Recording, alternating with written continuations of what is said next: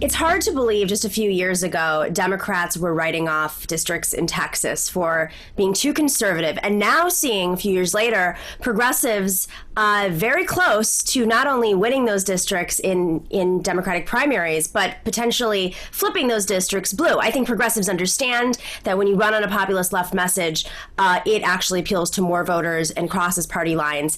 And we have a case in point right here. Mike Siegel is running for Texas's 10th district, congressional district. Not his first time running, which is also important to keep in mind.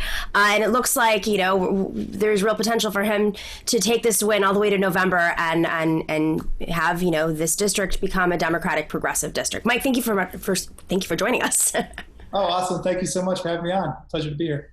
So let's talk a little bit about what inspired you to run for Texas 10th district. Right on. So, when I ran the first time in 2018, I was a city attorney in Austin and had just gotten done suing the governor of Texas, Greg Abbott, to stop an anti-immigrant law, Senate Bill 4 in Texas, which was basically Texas's version of that Arizona Show Me Your Papers bill. And it was a moment that really galvanized the progressive community across Texas. Austin sued the state, but we were joined by Houston, Dallas, San Antonio, El Paso. This was the first time this had ever happened where all the big cities got together to sue the state on behalf of our undocumented community to stand up against racial profiling and so forth. And that was before Beto ran for Senate, before there was this idea that it really was flippable, at least in terms of the mainstream. And that really inspired me. And so, I live in the district, the seat held by Michael McCall, who co-authored the Muslim ban. He was chairman of Homeland Security when they implement the family separation policy.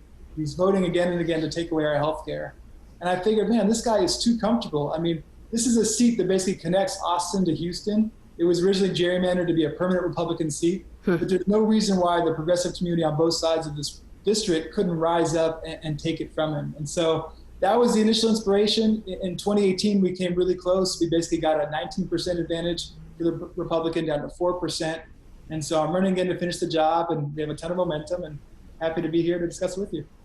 And you have a primary coming up in a couple of days, and there is a Democrat in the race that was once for Medicare for all and now isn't. Can you explain how you get worse on this issue in this climate when, let's just remember, there are so many people in the face of this pandemic who don't have access to healthcare and who are very likely, if they've been hit by COVID, are likely to deal with medical costs associated with it.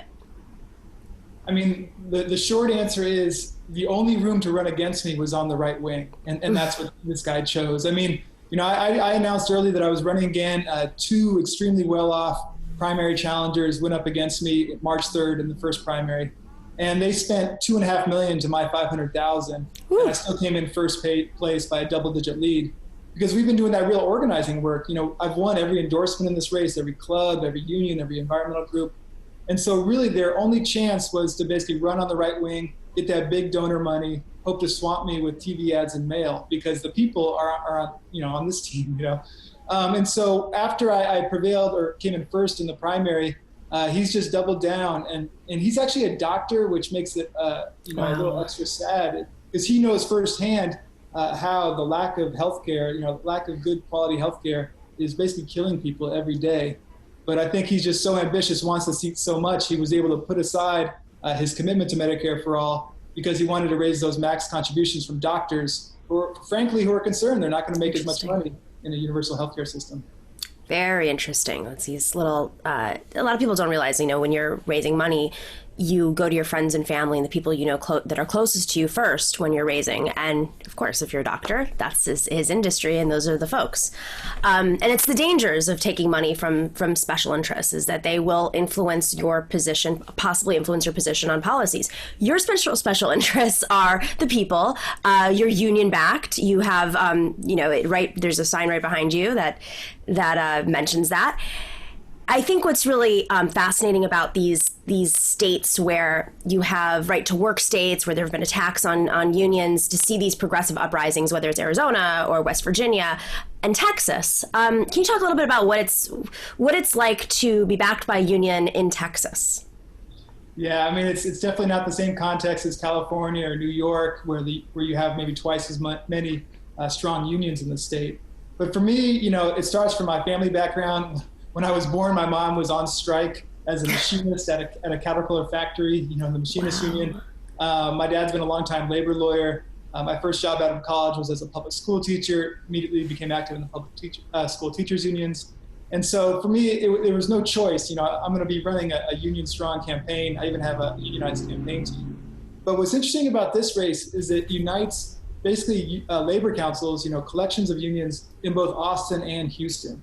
And so there's strong teachers unions, there's city and county workers, there's the hotel workers, the airport workers. And if we can really speak to these folks' needs and let them know that we're going to fight for them, we're going to try to repeal right to work, we're going to have a living wage, we're going to have universal health care. It gives people something to fight for, not just turn Texas blue, yada, yada. It's like, you got to give something that's more real in people's lives. And so for me, that's been a huge part of this campaign. And it's, what I've been able to balance is also a strong environmental platform. I support the Green New Deal. And, in Texas, that's considered a radical proposition, all this oil and gas money. But at the same time, we have, a coal plant in this district that's polluting the air and water. We've had 5 extreme flood events, so-called 500-year flood events in the Houston area in 5 years, including Hurricane Harvey. And so even though I'm supporting the Green New Deal, I've been able to get the support even of fossil fuel workers. I have the unanimous endorsement from the AFL-CIO because they think I'm going to bring their voices to the table. Like, we have to confront climate change, and the Green New Deal is primarily a national jobs program. Right. And so let's make sure that they're taken care of in this process as we transition to a sustainable future. So the union movement is essential to this campaign. That's how we're going to win in November, and I'm really honored to have their support. Going back to the idea of red to blue, I don't know how many folks are familiar with this idea of so you have the DCCC, for instance, or the National Democrats, who decide which districts are worth putting money into.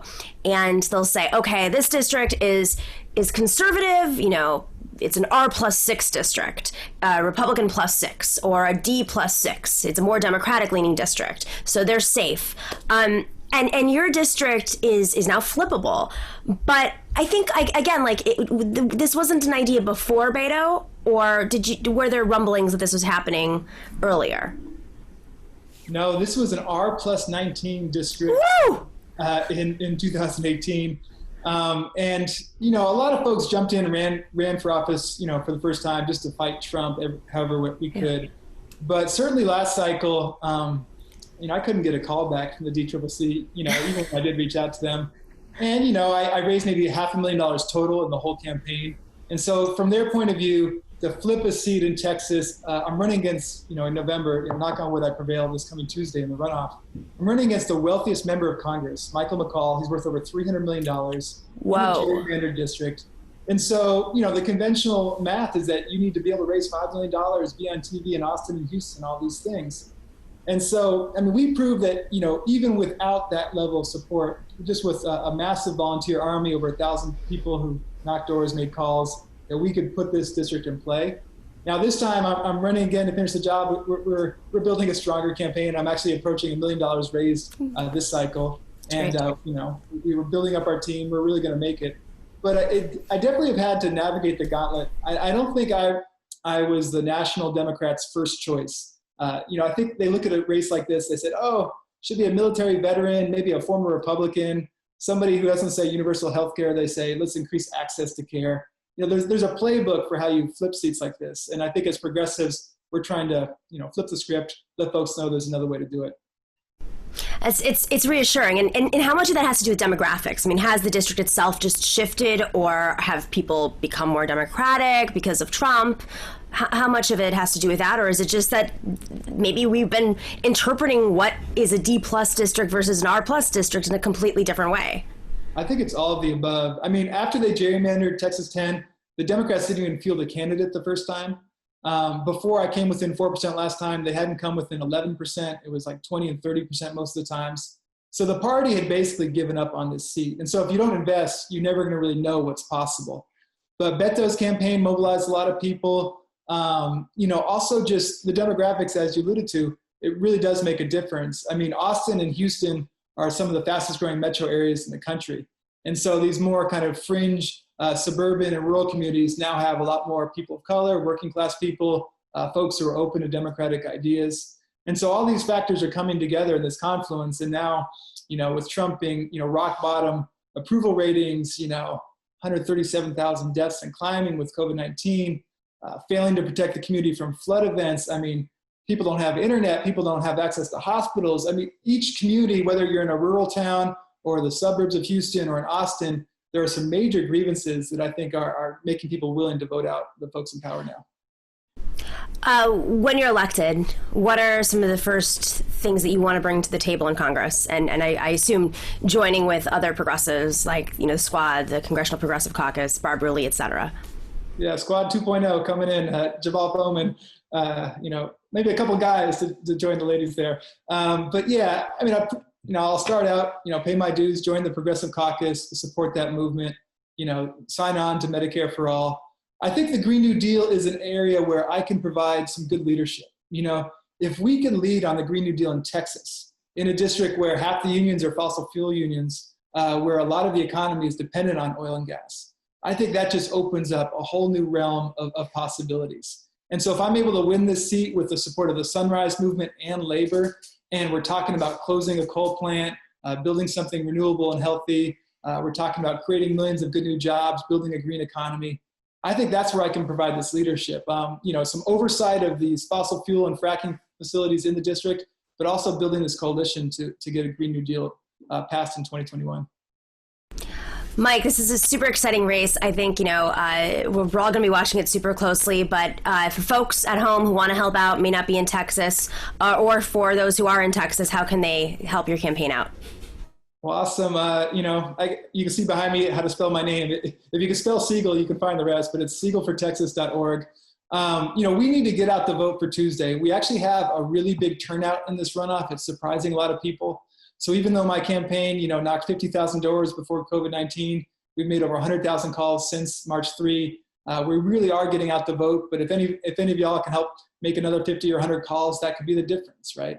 And then, of course, if people can contribute, that's great. We do have a grassroots army, over, I think, 12,000 different donors at this point, but would love to add a couple more to help us finish the job. Fantastic. Mike, best of luck. Break a leg on Tuesday. And, and obviously we want to help get you elected. Maybe you can come back on and talk a little bit more about the general election once you cross that finish line, because I think you're going to do well. I'm putting that out there. Thank you for everything you do. I really appreciate your work and following you. And thanks again for having me on. Very appreciative. Thank you for watching and listening to the Nomiki Show. Make sure to click like and subscribe on YouTube and share with everybody on social media. And of course, if you're not a patron already, please join us on patreon.com/The Nomiki Show for as low as $5 a month. That money makes a huge difference. We don't have the corporate money coming in. We're not cable news that's raking in the dough from advertisers right now as everybody's sitting at home and watching. It is really you guys who are keeping us together. So please consider being a patron. And for those of you who have already, we are incredibly grateful.